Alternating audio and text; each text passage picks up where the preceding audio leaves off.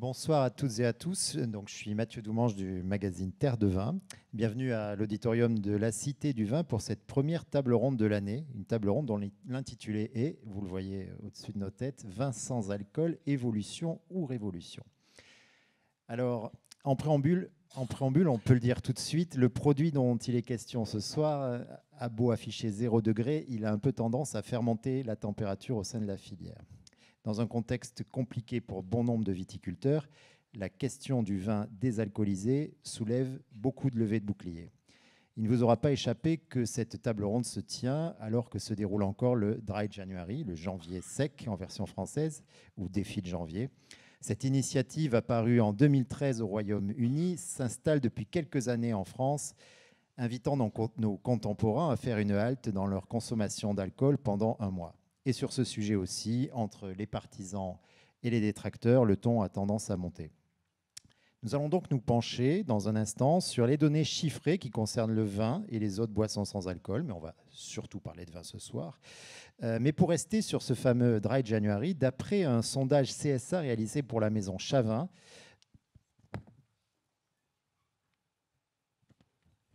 voilà quelques chiffres. 71% des Français ont entendu parler de Dry January. 19% ont déjà participé, dont les 2 tiers qui ont tenu tout le mois. 13% ont participé une fois. 6% ont participé plusieurs fois. 12% envisageaient de participer pour la première fois en 2025. Une prochaine étude dira s'ils l'ont fait. 29% n'en ont jamais entendu parler, donc. Dernier chiffre intéressant qui nous dit quelque chose de l'aspect générationnel de cette manifestation. 41% des participants au Dry January et 55% des consommateurs de vin sans alcool ont entre 18 et 34 ans. Voilà pour planter le décor dans lequel nous allons entrer plus en détail. Cette table ronde nous donne l'occasion, en compagnie des intervenants ici présents, de dépassionner un peu les débats et de remettre quelques pendules à l'heure. Tout d'abord, le vin sans alcool ou vin désalcoolisé, est-ce encore du vin? Comment le produit-on? Sur quelle technique s'appuie-t-il? À quel consommateur s'adresse-t-il et pour quelles raisons ces derniers se tournent-ils vers ce produit? Est-il potentiellement une porte d'entrée vers le vin traditionnel pour de nouvelles générations, mais aussi un axe de diversification pour les vignerons? Quel est son impact sociétal, sanitaire, économique, environnemental? Bref, on a pas mal de sujets à aborder en 1 heure. Et donc, pour aborder toutes ces questions, je ne vous représente pas, mais si je vais le faire, les 3 invités de ce soir. Donc, Coralie Deboire, qui est propriétaire du château Clos de Boire sur la rive droite de Bordeaux. Marie Mascret, fondatrice et directrice associée de l'agence SoWine. Et Frédéric Brochet, œnologue associé de la marque de vin sans alcool Moderato. Bonsoir à tous les 3 et merci d'être parmi nous. Donc Marie, je me tourne vers vous pour commencer, puisque au sein de l'agence SoWine, vous avez fait une étude assez complète sur le marché des boissons sans alcool et donc du vin sans alcool, du vin désalcoolisé. On peut peut-être regarder quelques chiffres pour faire un état des lieux de ce marché. Ce qui ressort de l'étude, et là ce sont des chiffres tout frais que vous nous livrez, puisque cette étude n'a pas encore été rendue tout à fait publique, 32% des Français consomment ce qu'on appelle des no-low, donc des vins, des boissons sans alcool ou à bas degré d'alcool. Je vous laisse peut-être nous donner les grands axes de ce que cette étude a pu révéler. Oui. Alors pour être précis, l'étude, c'est un baromètre qui s'appelle le baromètre SoWine Dynata qu'on édite depuis 15 ans. Mais bien évidemment, on ne pose pas des questions sur le Nolo depuis 15 ans. On les a posées cette année pour la 5e année. Donc c'est quand même évidemment des questions, des nouveautés qu'on introduit chaque année. Et en l'occurrence, la nouveauté Nolo à 5 ans chez nous. On les a interrogés depuis 5 ans sur donc, différentes questions, dont d'abord, est-ce que vous êtes des consommateurs de produits Nolo ? Cette année, alors, comme l'a dit Mathieu, on dévoile les chiffres du baromètre 2025 le 25 mars. Donc, je n'ai pas que les chiffres 25, mais j'ai quelques chiffres 24. Mais je vous en donne quand même quelques-uns, rien que pour vous en primeur aujourd'hui. Et donc, cette année, on a 32% des Français qui déclarent consommer des Nolo. C'est un chiffre qui est en hausse de 4 points par rapport à l'année dernière. Et là, juste pour remettre un tout petit peu encore en perspective, les 4 années les 4 premières années où on a posé la question, on était autour des 27, 28, 29. Ça tournait un peu autour de ça. Donc on avait une forme de stagnation. Alors sur 4 ans, c'est assez court, mais on voit cette année qu'il y a une augmentation. On passe à 32% de Français consommateurs de Nolo. Et là, sans surprise, on a une part des consommateurs jeunes qui est supérieure à ce 32%, puisque ce sont 40% des 18-25 ans qui consomment des Nolo. Ça, c'était le chiffre 2024. C'est un chiffre qui était en baisse pour le coup par rapport à 2023. Donc, à voir si en 2025, ce chiffre augmente. Grosso modo, quand même, les Nolo, ils sont portés majoritairement par les jeunes et majoritairement par les femmes. Et pour entrer un tout petit peu plus dans le détail, quand on leur pose la question dans le baromètre, on ne leur pose pas la question uniquement du vin, on leur pose la question des alcools en général. Et donc, dans ces consommateurs de produits sans alcool ou à faible teneur en alcool, on a 65% qui répondent qu'ils consomment de la bière. On a 48% qui répondent qu'ils consomment des cocktails sans alcool ou à teneur réduite en alcool. 17% des spiritueux, donc des spiritueux normaux, enfin purs. Et puis 10% qui déclarent consommer du vin. Donc finalement, et ça ce sont les chiffres 2024, la part de consommateurs de vin sans alcool ou à faible teneur en alcool dans les consommateurs global, elle est relativement faible. Oui, ce que ça nous dit aussi, c'est l'antériorité de la bière notamment. Exactement. La bière sans alcool. Ce qui s'explique complètement logiquement, et on y reviendra tout à l'heure en particulier avec Coralie, parce qu'on n'a pas une antériorité sur le vin qui est celle de la bière. Et donc les chiffres que vous voyez à l'écran sont ceux de 2024, mais je vous donne les chiffres de 2025, en tout cas les évolutions. Donc la bière, 65% perd 3 points en 25. Les cocktails à 48% perdent 6 points en 25. Donc on a une baisse de la consommation de bière et de cocktails et une augmentation des spiritueux et des vins. Spiritueux plus 4 points et des vins plus 7 points. Donc c'est intéressant aussi et c'est sans doute lié, on peut l'expliquer, par une multiplication des offres. Aujourd'hui, de plus en plus, on rencontre des offres intéressantes à la fois en vin et à la fois en spiritueux, ce qu'on avait moins forcément les années précédentes. Alors on va se pencher ensuite sur d'autres slides qui reviennent sur l'étude de SoWine, mais je voudrais qu'on fasse une petite halte sur des chiffres qui ont été fournis par Moderato, la marque que vous représentez ce soir, Frédéric. Là, donc, la question avait été posée un petit peu différemment, mais il semblerait que, d'après Moderato, ce soit 41% des personnes interrogées qui déclarent consommer des boissons sans alcool. 13% des Français déclarent ne pas consommer d'alcool du tout, donc plus de % en un an. Et la question intéressante, et on pourra y revenir ensuite tous ensemble sur le profil des consommateurs de vin sans alcool, ce sont les raisons. 62% des Français réduisent leur consommation d'alcool pour leur santé, 29% pour éviter les effets secondaires de l'alcool, 29% pensent à leur bien-être. C'est une dernière motivation qui croît de plus 3% en un an. Je reviens un petit peu, on va pas passer la soirée sur les chiffres parce qu'on a plein de choses à voir ensemble. Voilà encore, d'après l'étude de SoWine, les raisons pour lesquelles les Français se tournent vers les boissons sans alcool ou à teneur réduite en alcool. Oui, qui sont des chiffres qui rejoignent peu ou prou ceux de Moderato. Effectivement, on consomme moins d'alcool. Pour la santé, ça revient évidemment en deuxième chez nous. Et puis également pour le goût, pour la faible teneur en calories. Donc grosso modo, ce qu'il faut retenir ici, c'est qu'il y a plein de bonnes raisons pour lesquelles on a envie de choisir des produits sans alcool ou à faible teneur en alcool. Donc là, on revient sur ce qu'on a dit précédemment. Ça, c'est la part du vin versus la part de la bière. Ah oui, les occasions de consommation de ces vins. Alors nous, on s'est posé la question parce qu'en fait, on s'est dit, mais finalement, est-ce que ces produits sans alcool ou à faible teneur en alcool, c'est des produits qu'on va consommer majoritairement en soirée, en famille, entre amis, au restaurant ou bien finalement à la maison? Et peut-être sans surprise, c'est une consommation qui est majoritairement festive puisqu'on consomme majoritairement à l'apéritif ou lors de soirées. Alors, le total ne fait pas 100 parce qu'il y a plusieurs réponses possibles. Je crois que c'est aussi des sujets sur lesquels on reviendra tout à l'heure, mais c'est naturellement des produits qu'on a envie de consommer quand on a envie d'être dans une vie sociale active classique, en ayant un choix qui soit différent de celui du produit avec de l'alcool.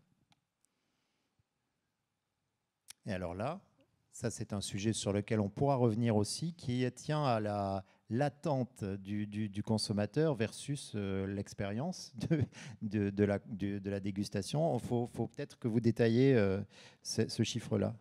Alors, on a donc posé la question du vin sans alcool depuis 5 ans, mais il y a des questions qu'on ajoute chaque année. Puis, à un moment donné, l'année dernière, on s'est dit, finalement, on demande aux gens s'ils en ont déjà bu. mais on ne leur demande pas s'ils ont aimé, on ne leur demande pas à quel rythme, quelle fréquence, on ne leur demande pas s'ils en ont bu une fois ou plusieurs fois. Donc ça, c'est une question qu'on a introduite. Donc en avant-première, voici le résultat de cette nouvelle question. Et on a volontairement mis cette slide ici avec Mathieu pour ouvrir le débat, justement, puisque selon cette question qu'on pose pour la première fois, on a quand même une majorité des consommateurs de produits sans alcool ou à faible teneur en alcool, donc qui consomment encore une fois de la bière, des cocktails, des spiritueux, du vin, et une majorité de ces consommateurs qui déclarent par rapport au vin, donc spécifiquement sur le vin, ne pas encore être satisfaits par le vin Nolo ou chercher d'autres options. Donc c'est le graphique que vous avez ici. Et ça, moi, je trouve que c'est hyper intéressant parce que ça rejoint ce qu'on disait tout à l'heure sur le fait qu'aujourd'hui, le vin n'est pas encore un historique extrêmement développé en termes de présence, et a fortiori en France. On est quand même assez en retard sur le sujet. Je pense que Coralie reviendra tout à l'heure. Mais donc, il y a un vrai potentiel. Et pour autant, on a quand même un certain nombre de consommateurs de Nolo qui, aujourd'hui, ont goûté du vin et ont encore envie d'en consommer. Donc on est sur une majorité qui n'est pas satisfaite. Il y a un petit peu de travail à faire sans doute. Il y a aussi un travail d'éducation qui est à faire, mais du potentiel. Alors voilà, pour planter le décor, je crois que voilà, on a fait le tour des chiffres. Et maintenant, on va poser la question fatidique. On va se tourner vers les deux producteurs et techniciens de la soirée.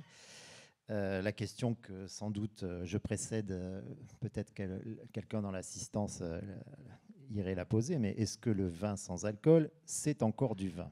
Déjà, légalement, techniquement. Coralie? Merci pour cette bonne question.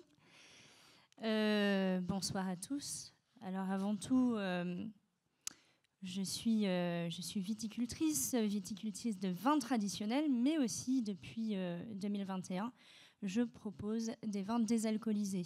Alors si je précise bien vins désalcoolisés, et aujourd'hui on a la Commission européenne qui a légiféré sur le fait qu'on peut même avoir la dénomination vin de pays ou vin de France désalcoolisé, c'est que pour certains des produits, c'est des produits qui ont fait leur fermentation alcoolique, leur fermentation malolactique, leur élevage barrique, et la seule chose qu'on leur a enlevée pour diverses raisons, c'est l'alcool. Donc on garde les marqueurs du vin, on garde les tanins, on garde les pH, les acidités.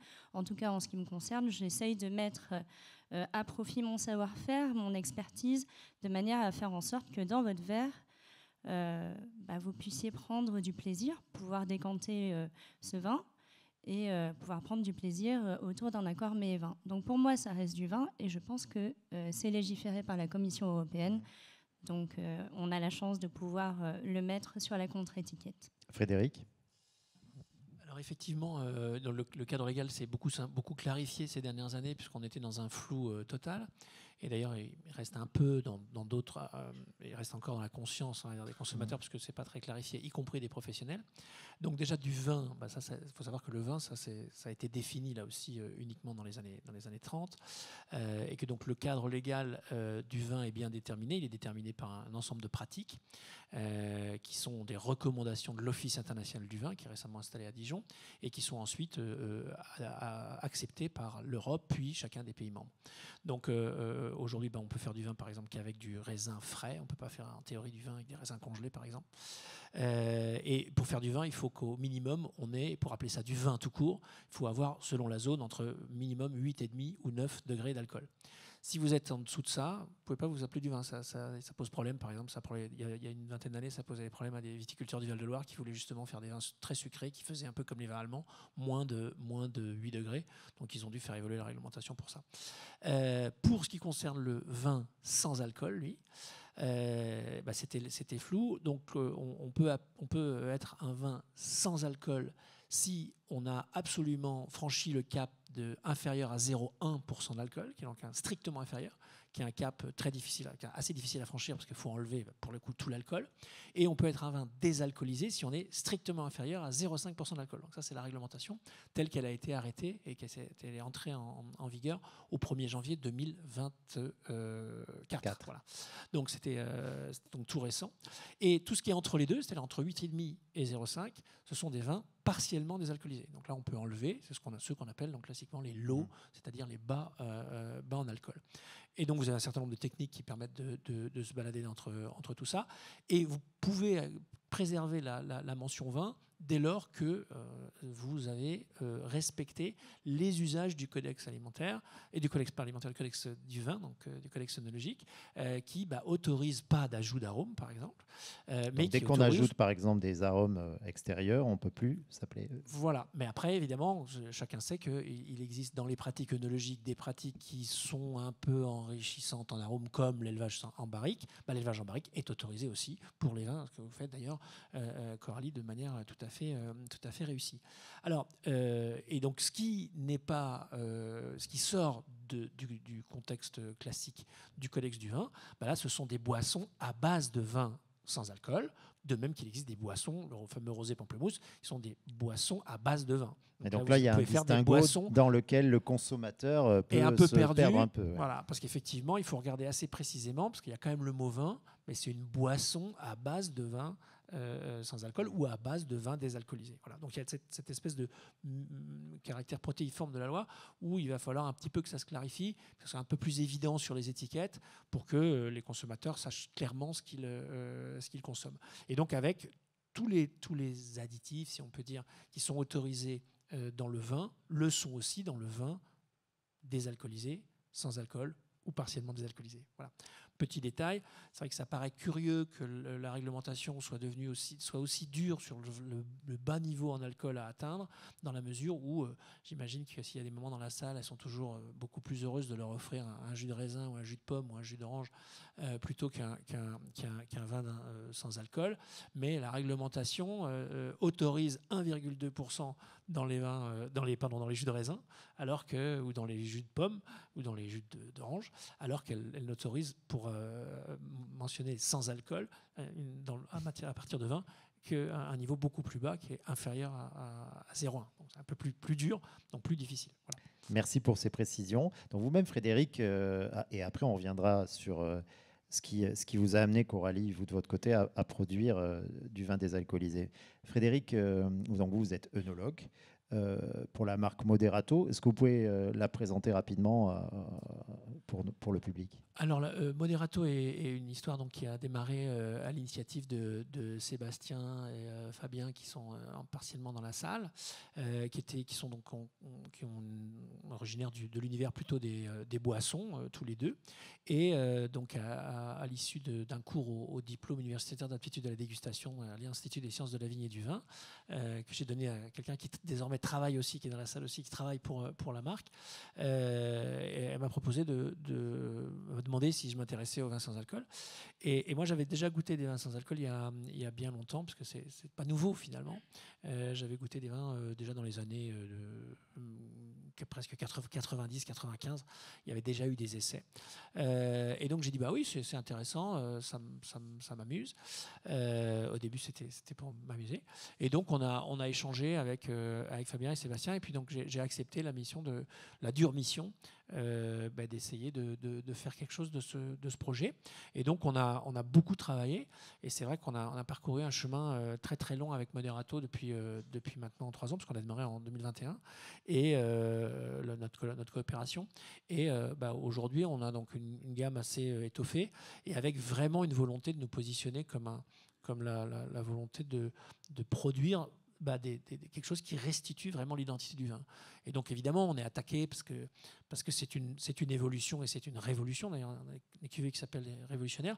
Et c'est une révolution qui va bouger les lignes. Et moi, j'ai coutume de la comparer à la révolution phylloxérique ou à des révolutions aussi violentes que celles qu'on a connues avec l'instauration des appellations ou même avec la mise en bouteille des vins. Donc on est à quelque chose qui change. Et donc naturellement, comme avec le greffage, en 1890, vous le savez peut-être, certains le savent, ils ont suivi, la Romanée-Conti avait dit jamais je ne grefferai mes vignes, jamais je tomberai dans cette bassesse qui consiste à mettre un pied américain, je tiendrai le coup. Et puis en 1945, comme tout le monde, il a planté des pieds greffés. Donc je crois qu'on est dans la même dynamique où on a une résistance intrinsèque à l'innovation qui est un peu liée au fait qu'on est un produit traditionnel et qui fait que justement, c'était ma question suivante. Cette résistance, ou en tout cas peut-être cette méfiance de certains consommateurs vis-à-vis du vin, est-ce que vous distinguez, c'est une question qui s'adresse à tous les trois, des évolutions? Est-ce qu'il y a des consommateurs, peut-être des consommateurs qui ne sont pas déjà familiarisés au vin?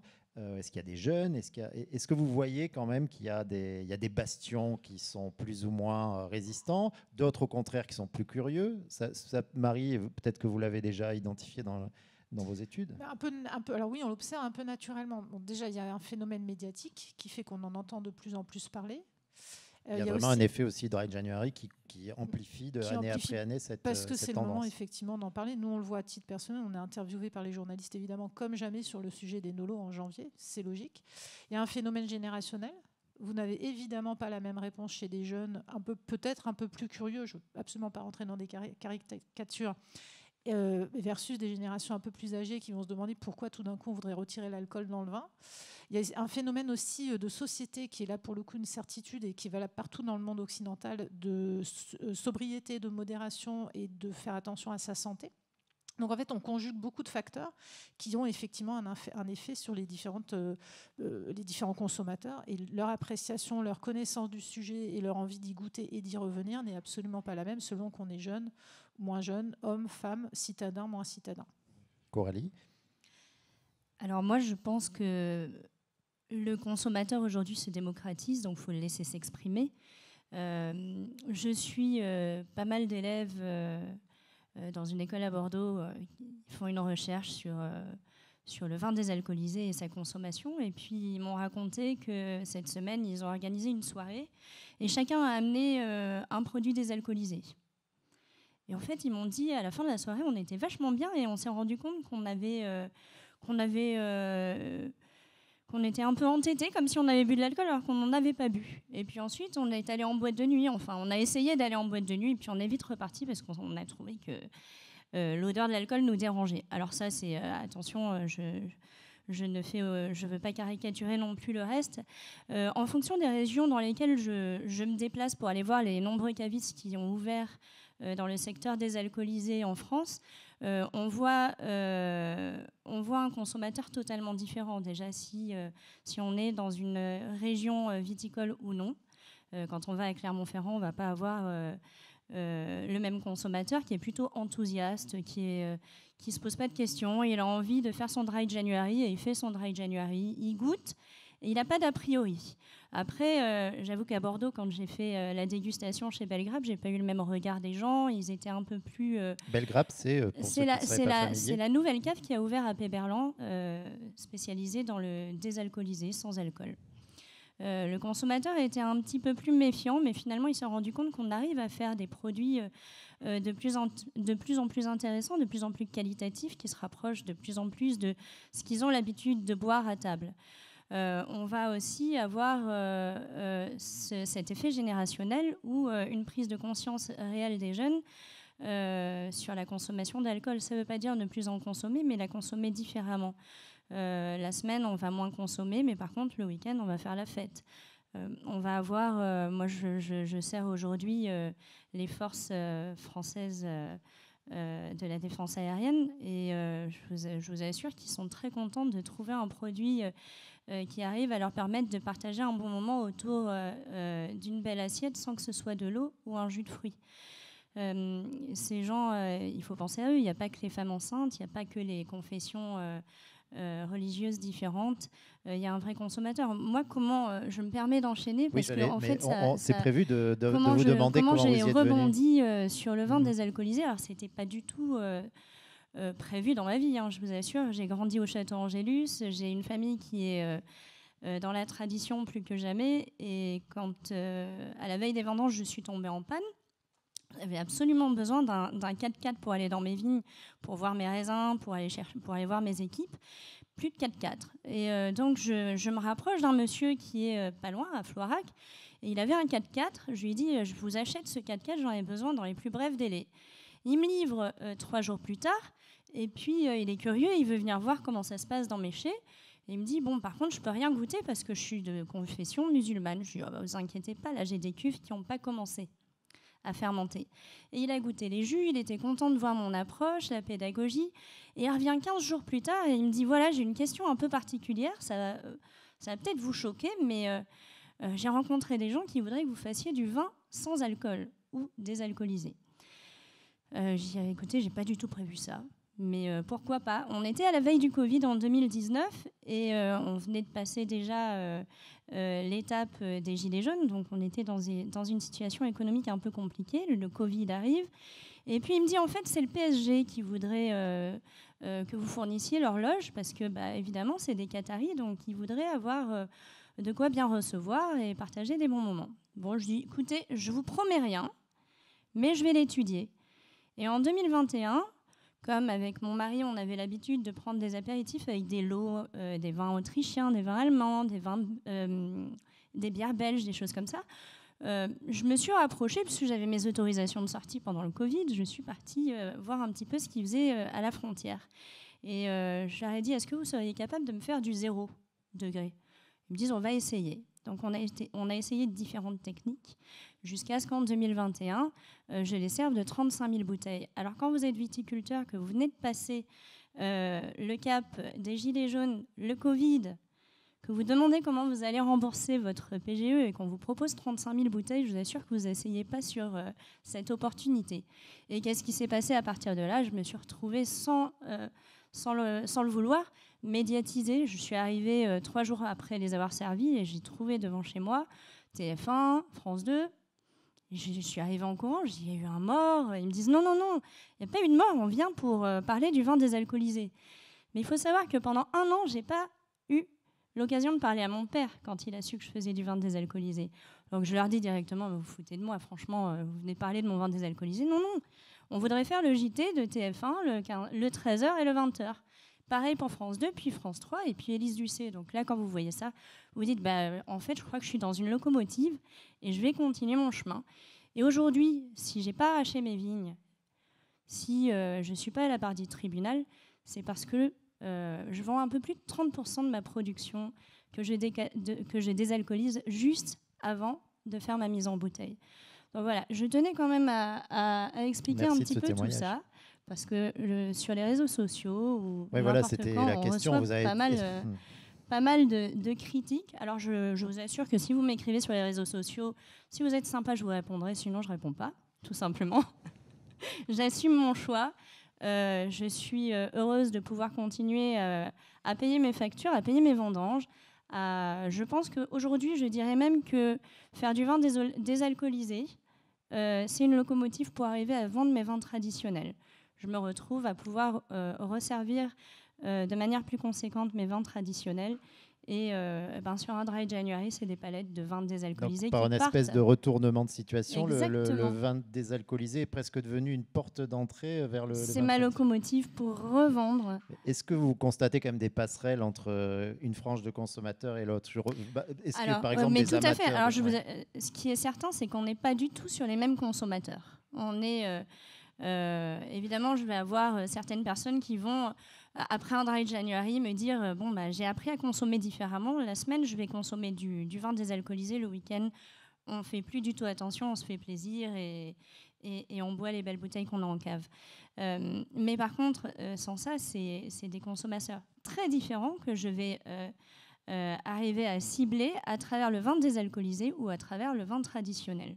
On ne sert pas du tout les mêmes personnes. Pour l'instant, il n'y a pas eu de porosité. Par exemple, soit un amateur de vin qui s'est dit de vin désalcoolisé, qui s'est dit tiens, ça me donne quand même envie de... Alors si, on a beaucoup de gens curieux qui viennent goûter, qui sont en général agréablement surpris. On a certaines personnes qui me disent c'est pas mauvais, mais par contre, je passerai pas le cap. Mais bon, au moins se rendre compte que c'est pas mauvais. On a franchi un cap très important. En tout cas, en termes de vin rouge, moi j'en suis à ma 5e désalcoolisation. Et à chaque fois qu'on désalcoolise, on se rend compte qu'on a une nouvelle pierre à amener à l'édifice pour le rendre encore plus agréable autour d'une table. En plus, il y aura une dégustation après cette table ronde, mais on va parler un peu technique. Le procédé de désalcoolisation, en essayant d'être le plus pédagogue possible, déjà, il y a plusieurs façons de désalcooliser du vin. Vous, je crois que vous utilisez la même. Donc, comment fait-on ?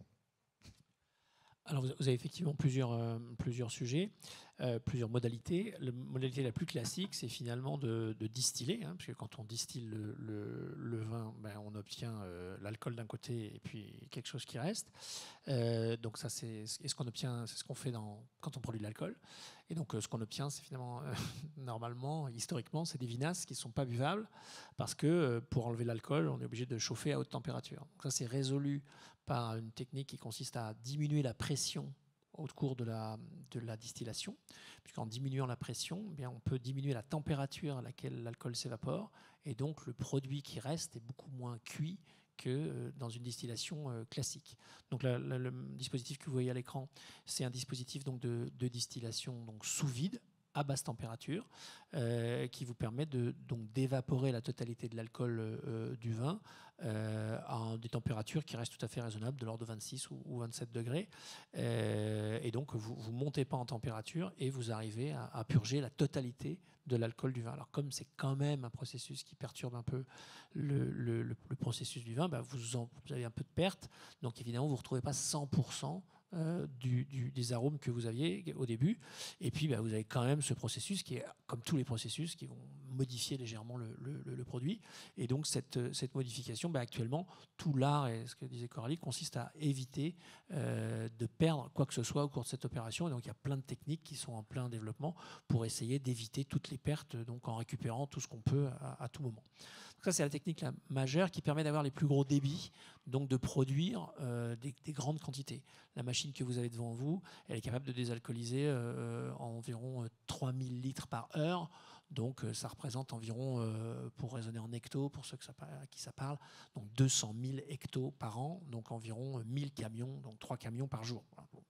Vous donnez l'ordre de grandeur de débit. Donc c'est la plus grosse qui existe en France et aussi la plus grosse d'ailleurs en Europe en termes de désalcoolisation, qui a été installée à Vic-Fezensac par le groupe Vivadour. Donc ça, c'est la technique majeure pour les plus gros débits. Puis après, vous avez une autre technique qui, elle, consiste à osmoser le vin. Donc là, vous le faites passer quelque part à haute pression dans un filtre qui va isoler l'eau et l'alcool et tout le reste. Ce qui n'est pas grand-chose, le reste. Vous savez que c'est quelques pourcents seulement. Le vin, c'est de l'eau et de l'alcool, et puis un peu autre chose, quelques grammes d'autre chose. Mais ces grammes d'autre chose, vous les concentrez. Et puis, l'eau et l'alcool que vous avez sorti, il est beaucoup plus... il n'y a presque rien d'autre. Donc là, vous distillez l'alcool classiquement, et puis vous récupérez l'eau que vous réinjectez dans votre produit dans un cycle. Donc, toutes les techniques ont des avantages et des inconvénients, mais elles permettent, in fine, d'aller jusqu'à des doses très, très basses d'alcool, donc inférieures à 0,1, étant entendu que on n'obtient jamais le zéro absolu. Comme vous le savez, en chimie, le zéro, ça n'existe pas. On peut toujours trouver un peu de tout. Il y a de l'arsenic en vous, il y a plein de choses horribles, mais comme elles sont en toute petite dose, c'est pas grave. Coralie, vous utilisez la distillation sous vide également. Pourquoi vous avez fait ce choix technique ?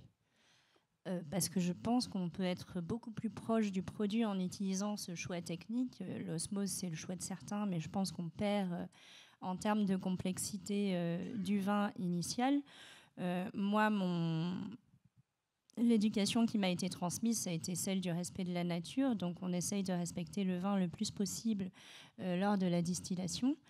La distillation inversée, elle se fait entre 32 et 36 degrés. Donc, on ne va pas venir casser la trame tannique, on ne va pas venir cuire les arômes, on ne va pas venir casser les pH ou les acidités du vin. On va garder l'équilibre du vin pour essayer de faire en sorte que dans votre verre ou dans votre carafe, vous retrouviez un produit qui soit le plus proche possible de celui duquel on a retiré l'alcool au préalable. Donc ça demande plus de temps que sur une distillation normale, puisqu'on n'est pas du tout aux mêmes températures, mais le respect du produit est une priorité pour nous.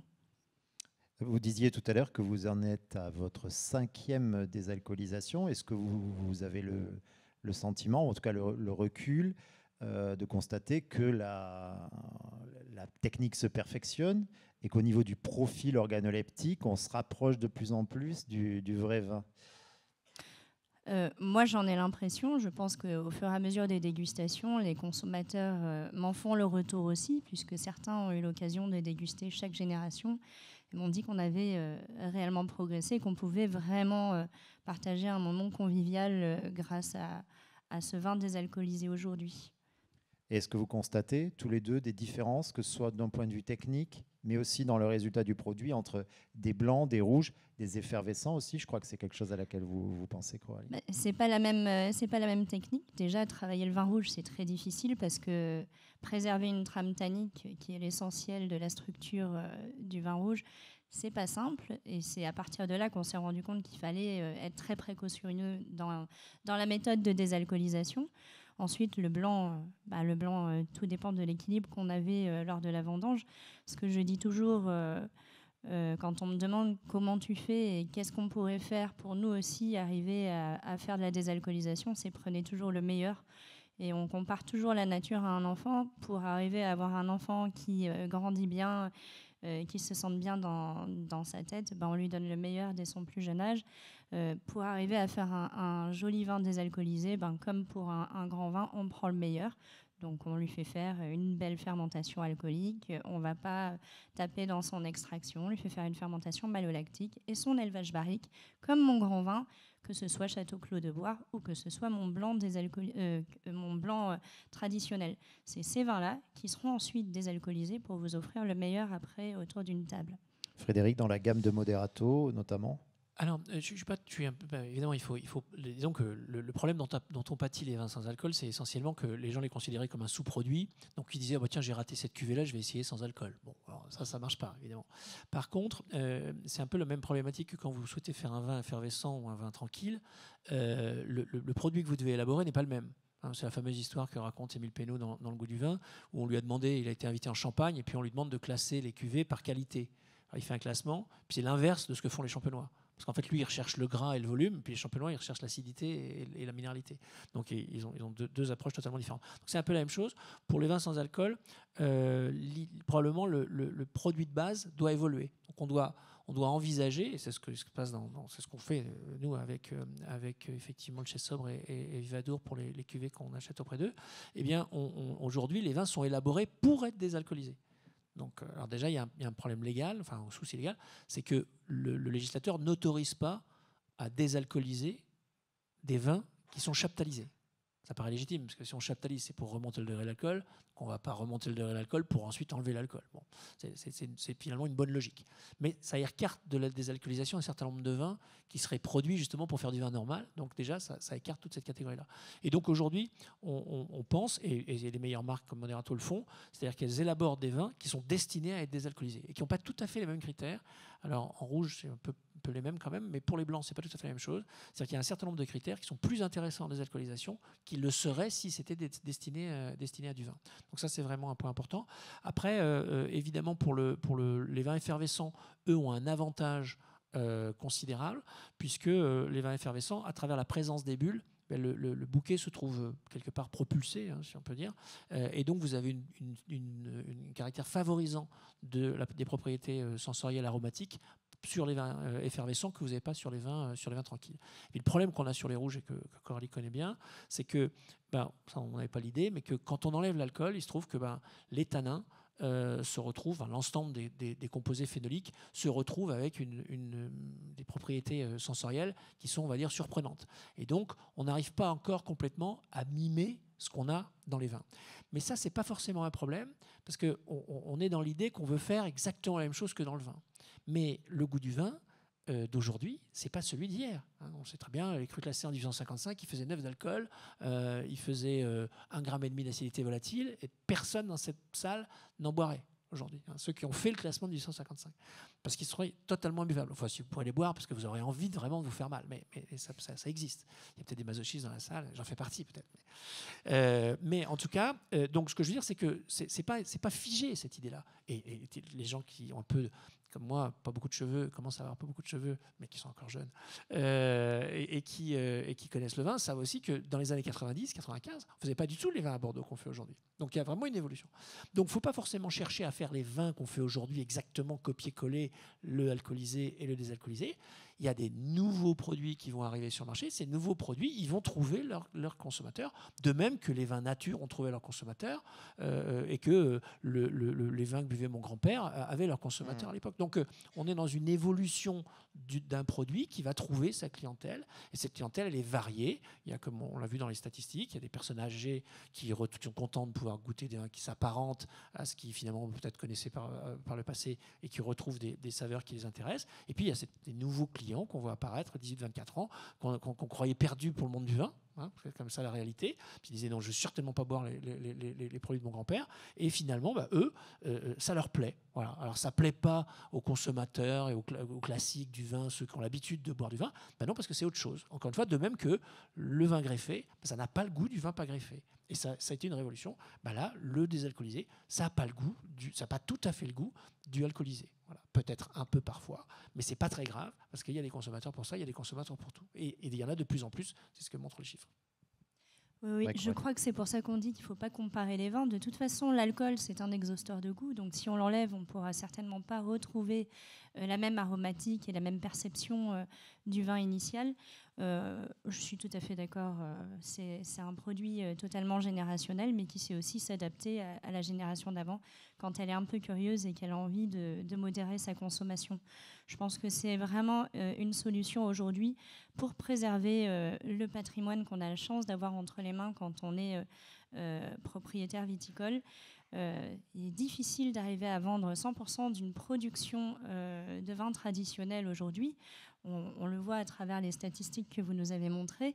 Donc trouver une solution comme arriver à vendre du vin désalcoolisé qui permet de protéger ce patrimoine, je pense que c'est primordial. C'est des sujets que j'ai eu la chance d'aborder la semaine dernière avec le préfet et que j'essaye d'aborder avec les élus locaux pour essayer de trouver des solutions pour limiter l'arrachage des vignes à Bordeaux.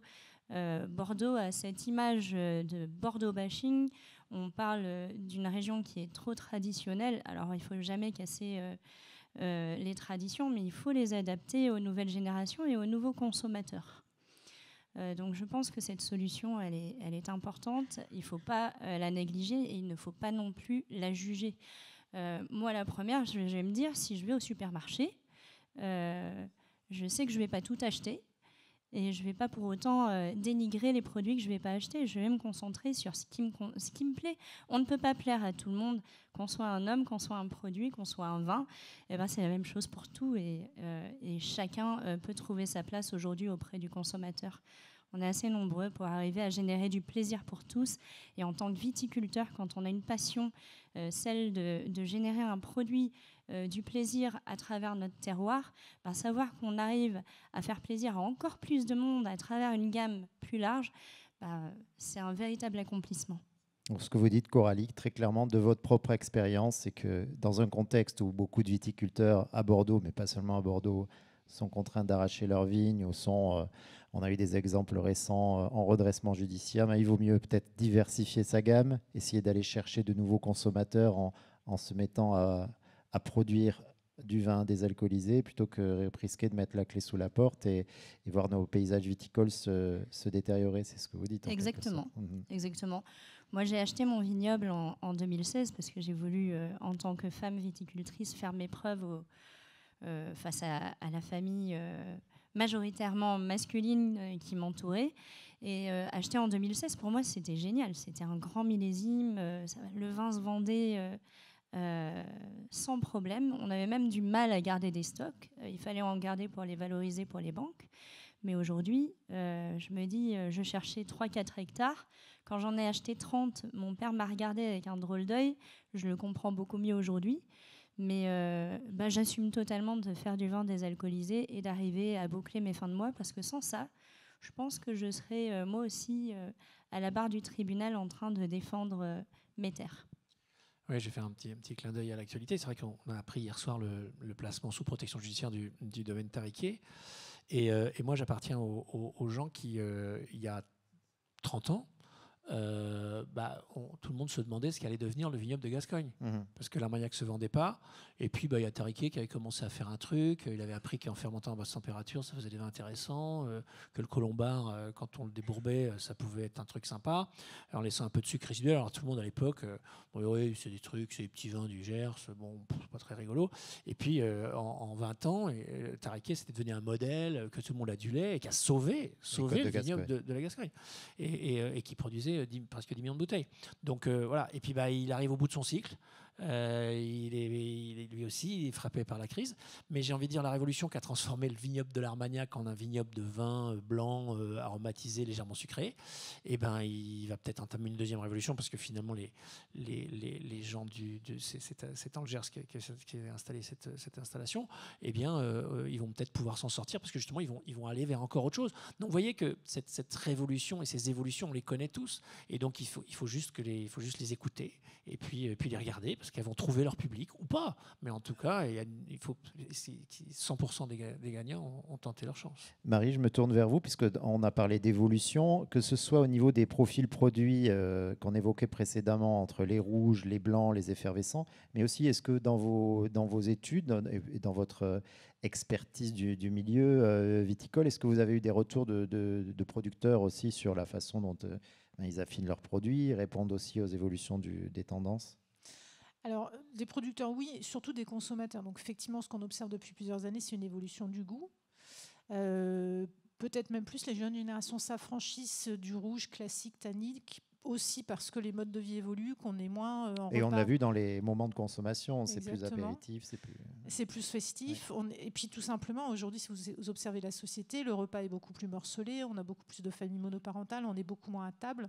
Donc, finalement, on est beaucoup sur des consommations snacking. Donc le repas évolue, la consommation de boissons évolue, le moment de la consommation évolue et le format évolue. Ce qu'on observe beaucoup, c'est une évolution. Alors ça, c'est des chiffres que vous avez tous en tête, mais sur une préférence pour le vin blanc, qui a pris le dessus par rapport au vin rosé et au vin rouge, enfin par rapport au vin rouge surtout. Et puis une évolution aussi, et ça ce sera une question qu'on a posée pour la première fois dans le baromètre, donc là pour le coup les chiffres seront dévoilés le 25 mars, sur les attentes des consommateurs en termes de format et en termes de goût justement du vin, d'élaboration du vin. Est-ce que vous êtes plutôt amateur de vin? Est-ce que vous avez envie de goûter des vins avec des cépages différents, etc. Donc on a posé un certain nombre de questions.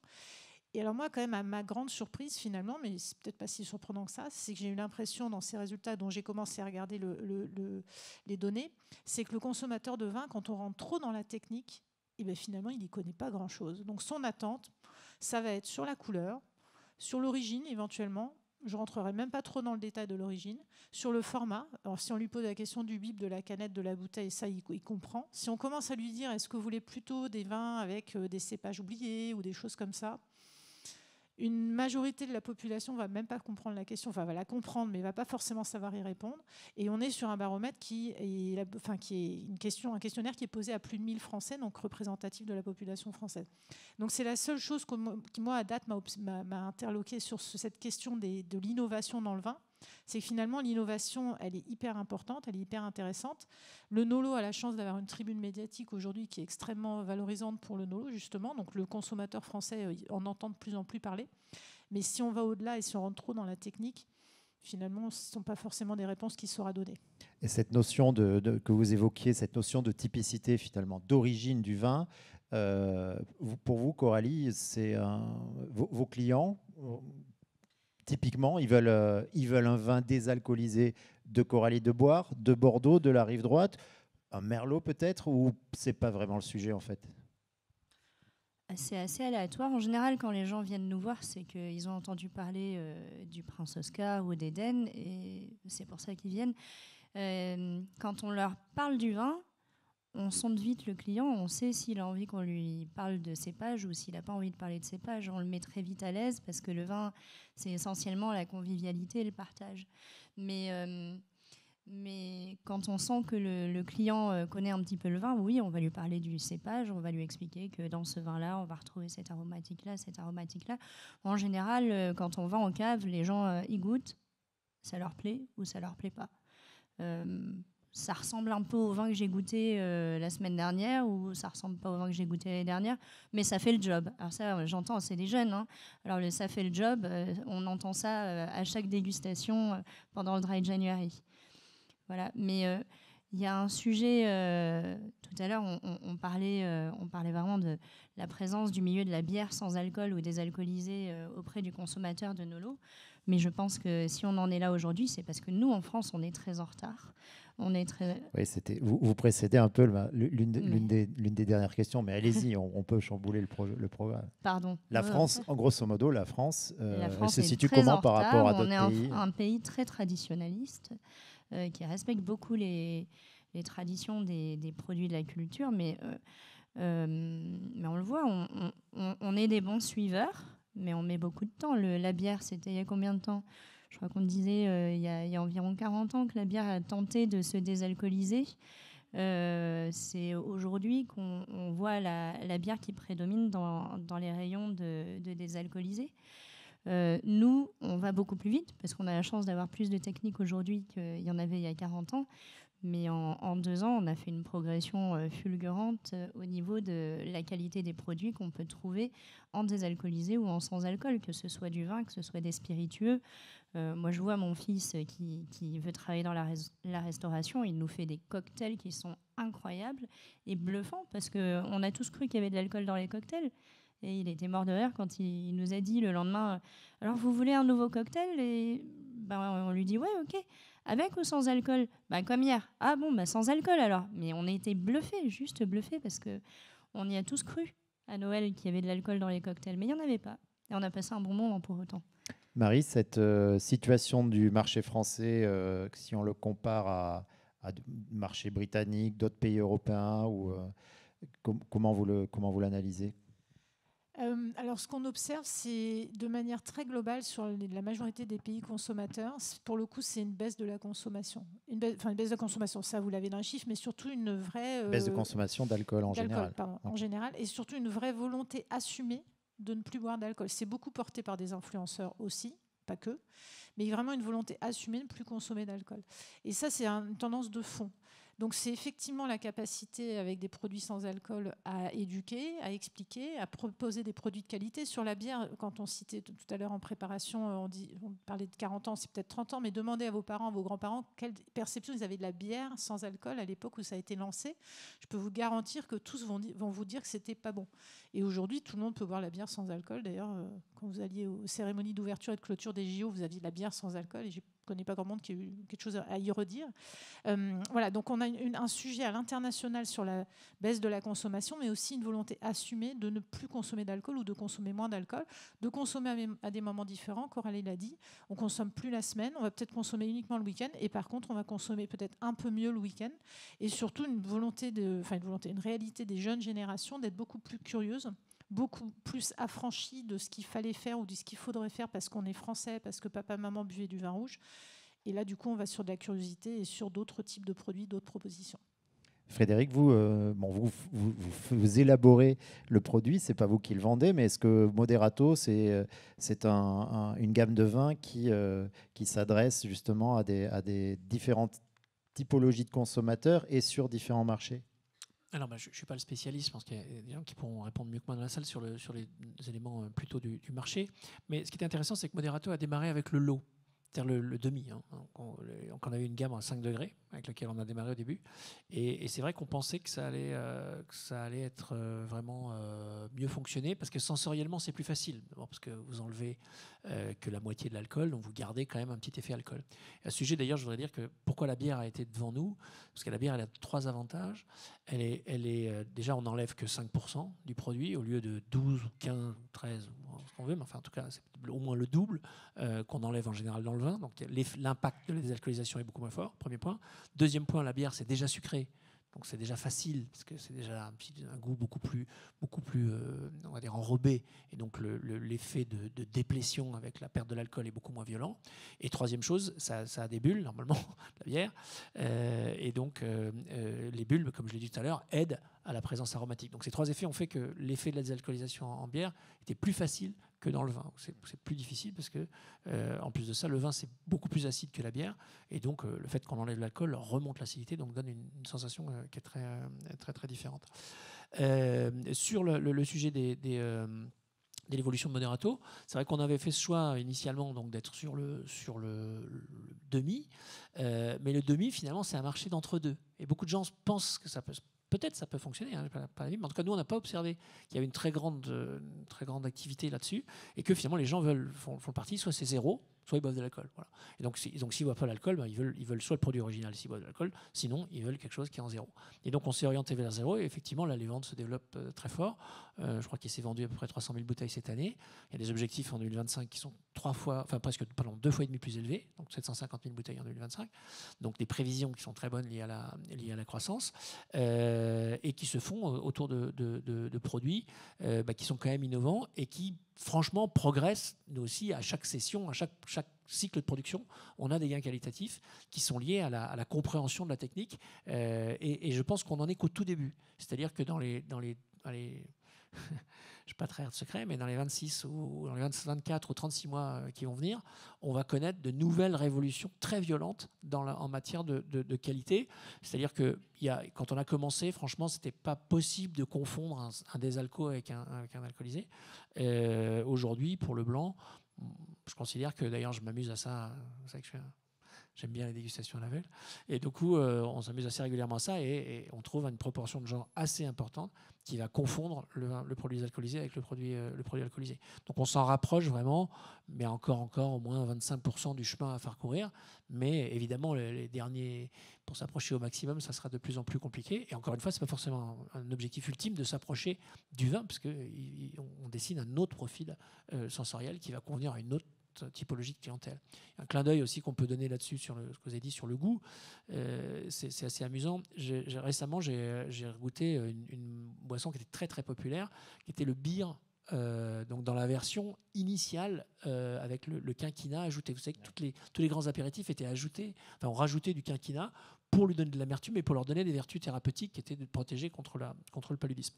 Et en fait, quand vous goûtez la version d'origine du beer, même moi qui adore le beer, je n'aurais pas le dire, mais bon, j'adore le beer, eh bien, je ne pouvais pas la boire, tellement c'était amer. Donc en fait, le goût a totalement changé. Et le lillet, par exemple, qui était produit, qui s'appelait d'ailleurs historiquement le quina lillet, pratiquement plus amer, parce qu'on a voulu l'enlever. Donc il y a vraiment des effets de mode. Donc l'acidité ou le goût qui nous paraît un peu surprenant du vin sans alcool, il va trouver son public et donc il va forcément bien fonctionner. Et ça, nous, on l'observe vraiment au quotidien avec ces nouveaux consommateurs qu'on n'espérait pas arriver si vite et qui ne sont pas tous des consommateurs issus du vin, comme ça a été très bien dit. Alors avant de conclure, j'ai une question un petit peu technique qui est pas du tout une question piège, mais je pense qu'il est important de la poser dans la mesure où aujourd'hui les viticulteurs sont scrutés sur l'impact environnemental, toujours, sur vos pratiques phytosanitaires, les résidus de pesticides, le bilan carbone, vous le savez, vous êtes les premiers. Est-ce que tout simplement ce procédé, ça a un impact environnemental particulier ? Alors que vous avez été gentil de m'annoncer cette question, je l'ai travaillée. Donc, pas pris en traite. Dans la machine que vous voyez devant vous, donc il faut chauffer légèrement le vin. Il faut en fait faire circuler de toute façon de la vapeur au travers. Et puis ensuite, il faut condenser cette vapeur, donc il faut refroidir. Donc ce processus-là, il consomme très peu d'énergie, parce que grâce à l'ADEME, le système nous permet que le chaud qu'on produit du froid qu'on utilise pour refroidir. C'est clair pour tout le monde. C'est-à-dire que quand vous faites fonctionner votre clim, pour lui du chaud d'un côté, du froid de l'autre, donc si vous récupérez le chaud et vous récupérez le froid, l'opération vous coûte très, très peu cher. Donc ça est très peu cher en énergie. Et ensuite, l'ensemble du processus lui-même, il consomme 5 fois moins d'énergie que pour une distillation normale. Parce qu'il ne faut pas oublier que dans ces processus-là, on récupère l'alcool. Donc quand vous distillez de l'alcool ou quand on produit, il se produit des quantités importantes de brandy dans le monde entier, donc d'alcool de vin. Donc cet alcool de vin, on le récupère. Donc cet alcool de vin, là, il est produit avec 5 fois moins d'énergie en réalité que s'il était distillé.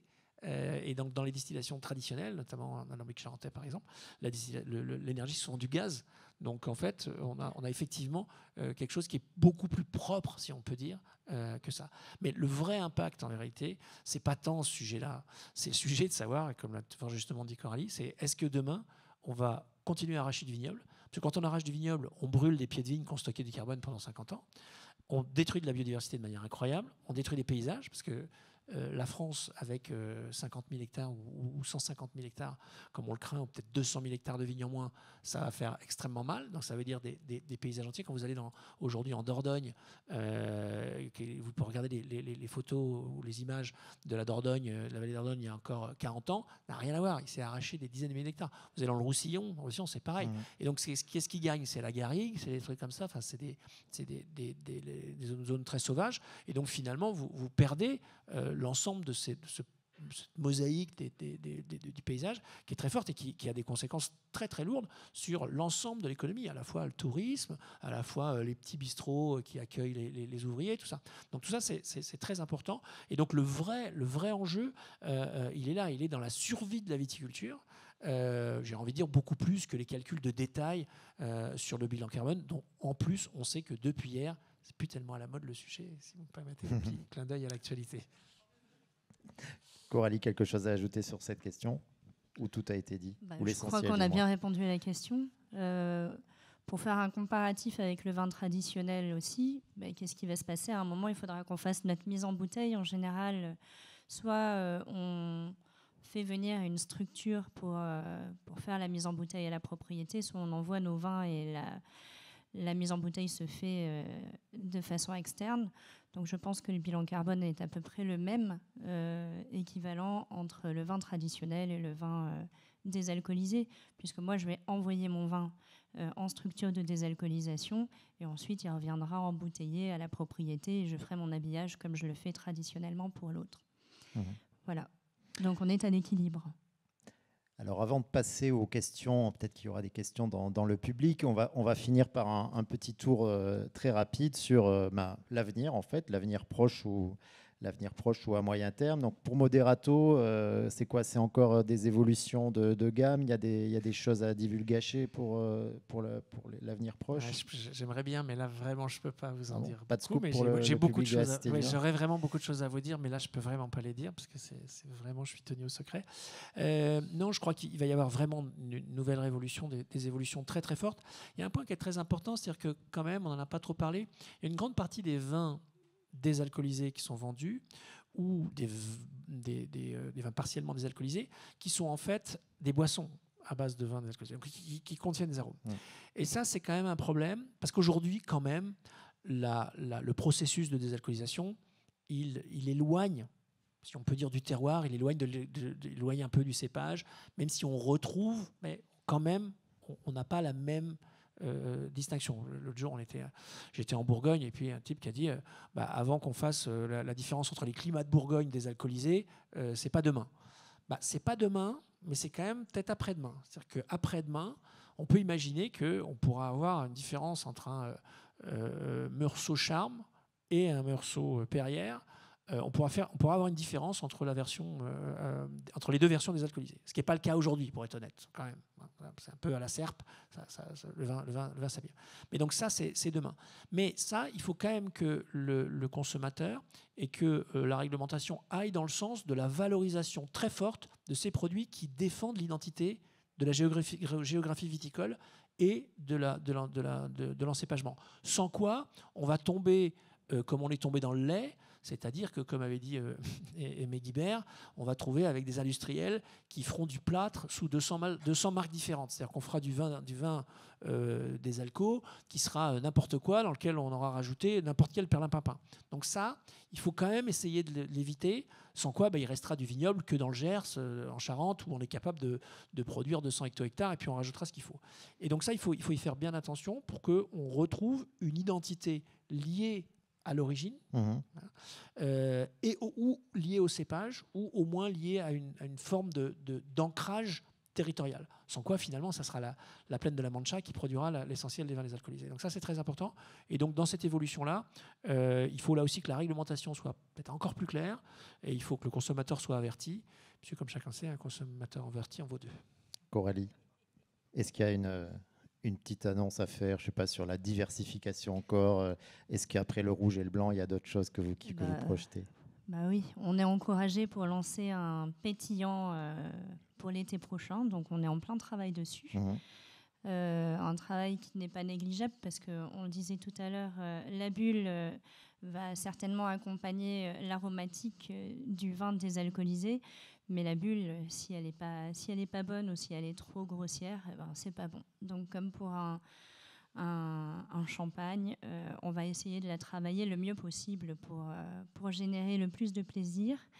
On peut constater depuis 2021, ça je sais que j'avais quand même envie d'en parler, que chaque année on a une multiplication de la demande par 2. Donc on a commencé par 15 000 bouteilles, puis sans compter les 35 000 du PSG, puis 55 000 l'année suivante, et cette année on est quand même à 86 500 bouteilles vendues sur l'année, juste sur le rouge, puisque le blanc est sorti en fin d'année, donc je ne peux pas encore vous dire, sauf que ce que j'ai désalcoolisé, j'en ai déjà vendu plus de la moitié. Il y a une vraie demande, et générer du plaisir pour tous, c'est une priorité. Donc quand le consommateur nous fait un appel du pied, on essaye d'y répondre. Marie, pour conclure, vous qui, avec SoWine, vous avez déjà un observatoire de la consommation de vin en général, et plus ce dont on a parlé, cet observatoire sur la consommation de boissons désalcoolisées. Quand on croise les deux, parce qu'on sait qu'on vit quand même une période, et ça a été évoqué, assez sismique pour la consommation de vin, pas seulement en France. Finalement, vous, quelles sont les perspectives que vous tracez Ce qu'on imagine volontiers, d'abord, c'est qu'il y a de la place pour les deux. Moi, je prends souvent le parallèle avec l'apparition et la multiplication des restaurants végétariens, où tout d'un coup, on a eu dans la presse beaucoup d'articles sur la disparition potentielle de la viande rouge. Vous pouvez être végétarien et jamais manger de viande rouge, vous pouvez adorer la viande rouge et parfois aimer manger végétarien. Il y a un peu de la place pour les deux. Alors après, il y a la place en revanche pour la qualité. Ça, c'est un peu il n'y a peut-être pas de la place pour tout le monde. Ça serait plutôt le conseil qu'on donnerait. S'assurer que la qualité est au rendez-vous. Et puis, ce qu'on observe aussi dans le baromètre SoWine, qui est une nouvelle question, c'est le rapport à la fidélité aux marques. Et on se rend compte qu'en particulier dans les nolos, le consommateur est extrêmement fidèle aux produits qu'il va consommer. C'est-à-dire qu'à partir du moment, peut-être aussi parce qu'il y a moins de propositions, il y a moins d'offres, à partir du moment où il a identifié un produit qui lui plaît, il va y être fidèle. Et ça, c'est important parce que ça veut dire que la vraie clé, c'est de créer des marques. C'est d'avoir une marque mémorisable, un nom, un produit, une histoire, quelque chose qui est mémorisable, y compris dans les nolos. Donc finalement, ça revient un petit peu à la problématique aussi du monde du vin. Et en revanche, nous, ce qu'on sent aussi beaucoup quand on discute avec les viticulteurs et quand on observe les attentes des consommateurs, c'est quand on veut créer un produit no ou low, quand on est déjà un producteur de vin. Parce que nous, on distingue en fait ceux qui produisent déjà du vin et qui se mettent sur le nolo, ceux qui créent des nolos ex nihilo. Donc c'est un tout petit peu différent. Mais quand on est déjà producteur de vin, c'est dans tous les cas de ne pas le faire, si on choisit de se mettre sur la catégorie des nolos, de ne pas le faire uniquement par opportunité commerciale et en tout cas, tout état de cause, de rester fidèle à son ADN.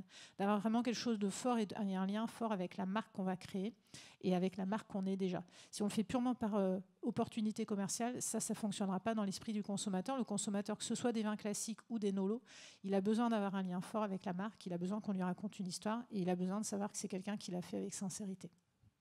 Parfait, merci à tous les trois. Un petit temps d'échange et de... Merci. Un petit temps d'échange et de questions-réponses. Alors, y a-t-il des questions dans le public? Je vois déjà quelques mains qui se lèvent et je crois qu'il y a un super micro, un micro volant. Oula, il y a beaucoup de questions. Alors, juste pour ceux qui n'ont jamais utilisé ce micro, vous pouvez vous le lancer, vous ne vous ferez pas mal. Juste faites attention quand vous lancez vers les caméras. C'est dommage d'en faire tomber une. Et après, vous pouvez passer le micro à la personne d'à côté ou à l'autre bout de la salle. Qui veut poser une question? Vous êtes prête? Ah, génial. La question fatidique, c'est OK, j'ai bien entendu le public et les jeunes qui étaient sensibles à cette nouvelle consommation, mais quel est le prix d'une bouteille? Alors, faire du vin désalcoolisé, déjà, c'est une étape supplémentaire par rapport à faire du vin traditionnel, puisque juste avant de mettre le vin traditionnel en bouteille, on l'envoie en désalcoolisation. Donc, la logique voudrait que le vin soit plus cher que le vin traditionnel, mais en réalité, moi, j'ai envie de le faire connaître, que les gens se familiarisent avec. Donc, je le vends moins cher que mon vin traditionnel. une bouteille de blanc ou de rouge Prince Oscar ou Eden chez un caviste, vous pourrez les... Alors, la marge est assez large entre les cavistes, entre 19,90 € je crois, et jusqu'à 29 € si on va à Paris. Voilà. Mais autour de Bordeaux, vous pouvez trouver ce vin-là aux alentours de 19 €, enfin de 20 €, quoi. Voilà. Une autre question?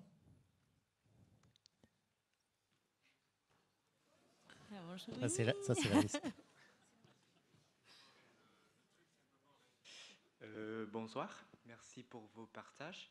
Ma question, c'est que est-ce qu'il y a encore du potentiel de garde pour un vin désalcoolisé, pour un rouge par exemple, parce que je sais que l'alcool c'est un élément assez important aussi avec l'acidité et tannin quand on parle de potentiel de garde.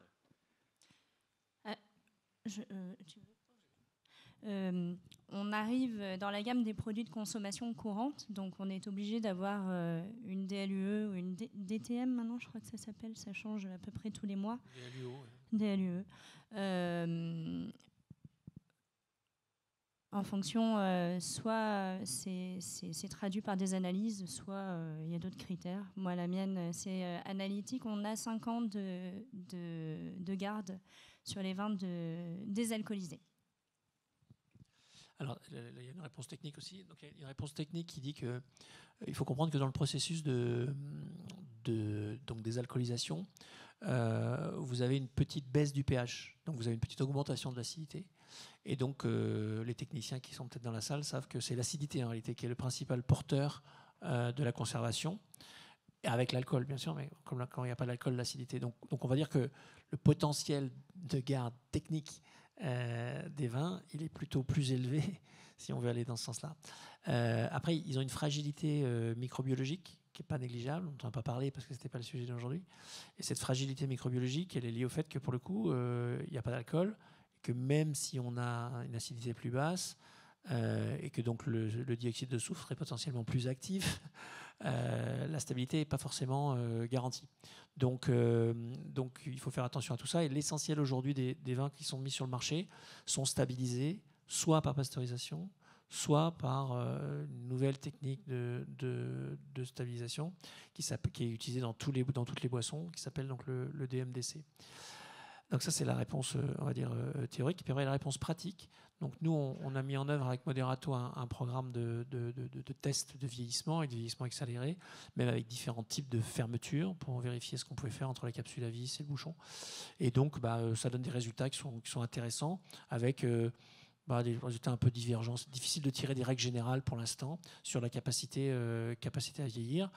Après, ce sujet de la capacité à vieillir, il doit être aussi modulé avec les exigences du marché, parce que comme vous le savez, ces dernières années, la durée qui s'écoule entre l'acte d'achat et l'acte de consommation n'a cessé de se réduire, y compris dans des pays traditionnellement conservateurs comme la France. Alors le pire, c'est le Canada et la Suède, où les vins sont détruits dans les quelques heures qui suivent l'acte d'achat. Et puis en France, c'est quelques jours, mais c'était il y a quelques années, il y a encore 15 ans, 20 ans. Donc on va dire que la problématique du vieillissement est moindre. Mais si on veut peut-être adhérer au code des grands vins, il faudra aussi réfléchir à cette question-là. Pas grand monde y est mis en place, comme dans la mesure où l'évolution de la technique est très très forte. On ne sait pas ce qu'on fait ce qu'on fera en 2025, c'est pas ce qu'on a fait en 2024. Donc le vieillissement de 2024 ne nous importe pas vraiment. Mais en tout cas, c'est une question qui est pertinente et qui est travaillée par les gens qui sont des gens sérieux. Mais pour compléter la question de monsieur, est-ce qu'un vin sans alcool, ça peut se bonifier avec la garde? Oui, on a le recul des premiers millésimes et jusqu'à aujourd'hui, et le vin se bonifie en bouteille, comme en carafe. Alors j'avais vu une main là-haut se lever. Monsieur, si vous pouvez faire passer le micro. Merci. Merci pour la conférence. C'est pas spécialement mon domaine, et bon, tout du long, ça a attiré mon attention, tout ça. Donc, merci d'avoir été intéressant. Et c'est un produit que je connaissais pas, et donc je pense que je vais plus m'y pencher à l'avenir, étant sportive, etc. C'est sûr que c'est très intéressant pour continuer à avoir une vie sociale, etc. Je voulais juste faire une petite remarque par rapport au côté environnemental. Vous dites qu'on est à un équilibre, mais comme on a une étape en plus, pour moi, on n'est pas à l'équilibre. Donc, c'est pas à minimiser, en tout cas. Bah, c'est une étape technique en plus, donc qui génère économiquement voilà, une dépense, mais par contre, c'est une étape qu'on mettra de toute façon en place, soit pour faire venir une structure de mise en bouteille, soit pour amener le vin à la mise en bouteille. Oui, mais juste que c'est pas équivalent à un vin classique pour l'impact environnemental. Mais de toute façon, ce vin, il n'est pas là pour répondre à cet enjeu-là. C'est plus. Je suis d'accord avec vous là-dessus. Ouais. Et puis sinon, la question que j'avais, c'était comment c'est dans les autres pays. Quel est le pays où c'est beaucoup développé? Est-ce que vous comptez exporter aussi? L'export marche déjà très bien. On exporte sur la Chine, sur la Corée, sur les îles, tous les pays où il fait particulièrement chaud et où l'alcool peut avoir un impact sur les gens. On exporte aux États-Unis. L'Europe est un continent très friand des vins désalcoolisés, en tout cas français, visiblement. Ouais, alors, il y a une tradition, l'essentiel des unités de désalcoolisation en Europe sont faites en Allemagne, parce qu'en Allemagne, il y a une historique un peu plus forte de la désalcoolisation, et donc il y a une consommation qui est très forte, et qui se fait d'ailleurs, elle aussi, à 100% sur des... Enfin, 100%, avec une grosse proportion de produits donc, qui sont des zéros, donc il n'y a pas non plus beaucoup d'intermédiaires, et qui sont, eux, là aussi, pas du tout retravaillés, ils ne sont pas du tout, même très peu sucrés, donc ils sont vendus comme tels. Donc il y a aussi un vrai potentiel en Allemagne qui est très important, parce qu'ils ont une bonne appétence aussi pour les vins français. Et il y a toutes les chances pour que ce marché se développe. Donc pour Moderato, nous on a une très bonne activité au Canada, je sais, en Suisse, aussi dans un certain nombre de pays asiatiques. Donc il y a un développement très très important. En Angleterre, le marché aussi se déploie très vite. Donc il y a vraiment du potentiel à l'international. Juste pour répondre, je me suis mal fait comprendre si vous avez compris ça. J'ai pas dit que c'était complètement neutre. C'est qu'en fait, dans la mesure où vous produisez aussi de l'alcool et que de toute façon il y a un besoin de cet alcool dans le marché, dans le coup, vous valorisez les deux côtés. Donc effectivement, si on regarde d'un côté la production d'alcool et d'un côté la production de vin sans alcool, pour le coup, vous avez un bénéfice qui est plus intéressant que vous faites que l'un, qui est donc que de produire de l'alcool et vous jetez le sous-produit. Voilà, c'est juste ça que je voulais dire. Mais effectivement, ça consomme un petit peu plus, mais au regard de l'enjeu, c'est finalement pas grand-chose par rapport à l'enjeu qui est sur la partie viticole. Parce que de toute façon, dans la viticulture, l'essentiel du bilan carbone, il est porté par la problématique viticole, notamment avec l'utilisation des tracteurs et des produits phytosanitaires, comme vous le savez tous. Alors, un de nos spectateurs nous pose une question via Zoom. Je vous la répercute ici. Excusez-moi. Comment faites-vous pour rester compétitif versus un vin classique, vu que vous ajoutez des étapes de fabrication? Ce que sous-entend la personne qui pose la question, c'est le positionnement prix d'un vin sans alcool risque d'être complexe car la perception est moins premium qu'un vin traditionnel. Alors, elle n'est pas forcément moins premium. J'ai toujours le souvenir d'un client américain à qui je vendais des vins qui étaient à l'époque sans sulfite et puis sans pesticides. Et puis il me dit, mais Frédéric, c'est sans pesticides, c'est sans machin, c'est sans... Mais finalement, qu'est-ce qu'il y a dedans dans ton truc? Et donc, pour un Américain, c'est pas un problème en fait. Au contraire, et ça, on va pouvoir lui vendre le fait, ça paraît bête, mais on va pouvoir lui vendre le fait qu'il y a de la technologie, donc c'est normal que ce soit plus cher. Et donc il va accepter ça, de même que quand vous vendez un vin qui a été élevé en barrique, il va vous dire, oui, mais quand on rendrait compte, je mets en barrique, donc c'est plus cher. Donc ça choque personne. Donc finalement, c'est une question d'approche aussi. Vous pouvez justifier de votre prix à travers l'utilisation de la technique aussi. Je répondrai aussi par le fait, on en a parlé tout à l'heure, qu'on n'a pas le même consommateur qui va se concentrer sur un vin traditionnel ou sur un vin désalcoolisé, donc il va généralement pas aller comparer le prix du vin traditionnel ou du vin désalcoolisé. Il se positionnera sur un produit différent et il ne se posera pas la question. Oui, et puis pour abonder dans ce sens-là, on est complètement sorti du vin aliment. Donc quand vous achetez des aliments, vous achetez les calories quelque part. Donc ça, c'était le cas du vin qu'on achetait 10 degrés, 11 degrés, 12 degrés, avec les prix au degré hecto, qui sont pas totalement derrière nous, mais quand même vraiment loin, assez loin quand même. Et donc vous achetez un produit festif, et là vous comptez pas, vous regardez pas ça. C'est un peu comme quand vous allez acheter du fromage chez un fromager. Ou si vous voulez acheter du lait fermenté, des protéines, des protéines de vache, bah vous allez acheter ça, vous achetez le lait le moins cher, vous allez le trouver, et ça trouvez toujours. Mais ça, jamais vous achèterez du comté à 30 ou 40 euros le kilo si vous rentrez dans cette dynamique-là. Donc c'est la même chose pour le vin. Il y a un marché pour tout, parce qu'on n'est pas dans la sphère de toute façon de la consommation alimentaire. On n'achète pas du pétrole, on n'achète pas des calories, on achète beaucoup plus que ça. Donc il n'y a pas cette relation-là au coût de production. Alors peut-être une ou deux dernières questions avant de passer à la dégustation. Monsieur, là-bas. Ah. Merci. Au niveau appellation, vous perdez l'appellation AOC. Est-ce que vous avez le droit de marquer votre nom de château? Vous parlez tout à l'heure dans les climats de Bourgogne, on pourrait comparer, mais aujourd'hui, les vins sans désalcoolisés, on n'a pas le droit. Enfin, dites-moi la législation au niveau de l'étiquetage et de la notion d'appellation de château. Alors, plusieurs choses. D'une part, sur la problématique des appellations, effectivement, aujourd'hui, aucune appellation d'origine contrôlée n'a inscrit dans son cahier des charges l'opportunité de faire des vins sans alcool. Certaines, un grand nombre, y réfléchissent. C'est le cas de l'appellation Corbière. Ça a été mis à l'ordre du jour, par exemple, de l'appellation Corbière, qui se posait la question de se dire est-ce qu'on ne peut pas nous-mêmes accepter ça? Alors, pour le coup, pour les AOP, ce n'est pas autorisé par l'Europe. Par contre, pour les IGP, donc pour les appellations, les indications géographiques protégées, qui sont une petite catégorie des appellations d'origine, là, la réglementation européenne et française a autorisé. Et donc, comme l'a dit Mathieu, il y a plusieurs appellations donc, IGP qui réfléchissent actuellement à autoriser la mention. Donc demain, vous pourrez avoir par exemple, IGP Côte de Gascogne sans alcool. Ça, on va dire, c'est dans quelques mois. Hein. Et donc, on peut imaginer que ça se passe aussi pour les AOP. À mon sens, ça serait une erreur pour les AOP de ne pas le faire. Et donc, la première qui le fera, probablement, gagnera toujours les feux de la rampe. Voilà. Madame Deboire, qu'est-ce que vous mettez sur vos bouteilles alors? Je suis très surveillée par Saint-Émilion. Mais ils ont raison, hein, chacun sa place. Sur ma dernière désalcoolisation qui a été faite en Allemagne, donc là j'avoue que j'étais pas très fière de mon bilan carbone, mais on attendait le savoir-faire à Bordeaux. Je mets 20 désalcoolisés, et à partir de la prochaine désalcoolisation au mois de mars, je serai 20 de France désalcoolisés, et c'est ce qui est écrit aussi sur ma bouteille de blanc. Vous pourrez le voir lors de la dégustation, puisqu'on est obligé de tout faire paraître, que ce soit les valeurs énergétiques ou les dénominations de nos vins. Voilà, donc 20 pays de France, 20 de France désalcoolisés à partir de maintenant. Bonsoir. Qu'en est-il des accords mets et vins désalcoolisés?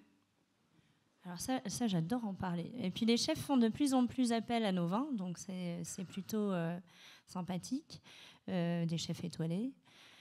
En tout cas, c'est mon point de vue. Depuis qu'il n'y a plus d'alcool dans les vins, j'ai l'impression qu'il n'y a plus de barrière d'accord mets et vins, que la grosse barrière se fait à travers l'alcool. J'ai présenté mes vins au Sénat et je pense qu'ils m'attendaient un petit peu au virage. Et ils m'avaient mis pour du vin rouge, parce que je n'avais pas encore mon blanc, ils m'avaient mis des asperges vinaigrettes, ils m'avaient mis des poivrons, des endives au jambon. Et ça s'est très bien passé. On était 15 à table, on a bu 10 bouteilles de vin désalcoolisé. Le mariage, j'ai eu peur, hein, très sincèrement. Je n'avais pas encore vécu cette expérience. Je ne m'étais pas confrontée à ça de moi-même. Et ça s'est très bien passé. Juste un éclairage en complément peut-être sur effectivement une observation, une tendance auprès des restaurants, et en particulier des restaurants qui proposent des accords mets et vins sur un menu, donc souvent des gastronomiques. Le menu en accord mets et vins, le grand menu en général, qui peut avoir jusqu'à 8, 10 ou 12 plats, de plus en plus intègre 1, 2 ou 3 produits sans alcool. Alors ça peut être aussi des thés, ça peut être, c'est pas forcément du vin désalcoolisé, mais parce qu'on se rend compte que la consommation aujourd'hui, au bout de 6 ou 7 ou 8 verres, enfin même si c'est des petits verres, on est un peu fatigué. Voilà, c'est juste une remarque. Donc nous, on a beaucoup de sommeliers qui nous partagent cette expérience. On voit aussi dans tous les concours de sommellerie aujourd'hui, on demande aux sommeliers d'avoir des idées d'accord autour de boissons sans alcool. Il y a même un néologisme, je ne sais pas s'il est encore déjà rentré dans le Larousse, du sobrelier. Ouais. Et donc nous, chez Moderato, on a la question très très fréquemment. Et donc j'ai pas très bien fait mes devoirs parce que ça m'avait été demandé en fin d'année et j'ai pas fait. Mais donc effectivement, on élabore une série de recommandations. On est sur le point d'élaborer une série de recommandations de plats à consommer avec les Moderato sans alcool. Et ça fonctionne très bien. Hein, le blanc, pour le coup, avec les huîtres. Alors faut jouer le jeu quand même. C'est un peu plus simple que le rouge. Mais donc on a effectivement les classiques qui fonctionnent assez bien et avec probablement des choses assez nouvelles et qui peuvent donner lieu à consommation. Ce qu'on voit aussi, c'est une consommation mixte, c'est-à-dire des gens qui vont ouvrir, on va dire en début de soirée, un alcoolisé pour dire qu'ils vont boire un verre, comme ça. Puis après, pour des soirées qui sont un peu festives, puis ils vont boire du sans-alcool pendant le reste de la soirée. Et puis après, éventuellement, en toute fin de soirée, ils vont reboire un peu d'alcool. Mais donc, vous voyez, ça permet d'avoir une consommation, on va dire, de boissons qui est plutôt sympa et qui permet de s'exercer sur la durée. Merci, messieurs, dames. Et merci à Marie Mascret, à Coralie Deboire, à Frédéric Brochet de votre éclairage et de vos témoignages précieux. Et merci à la Cité du Vin pour avoir organisé cette table ronde. Et merci à vous toutes et à vous tous d'y avoir assisté.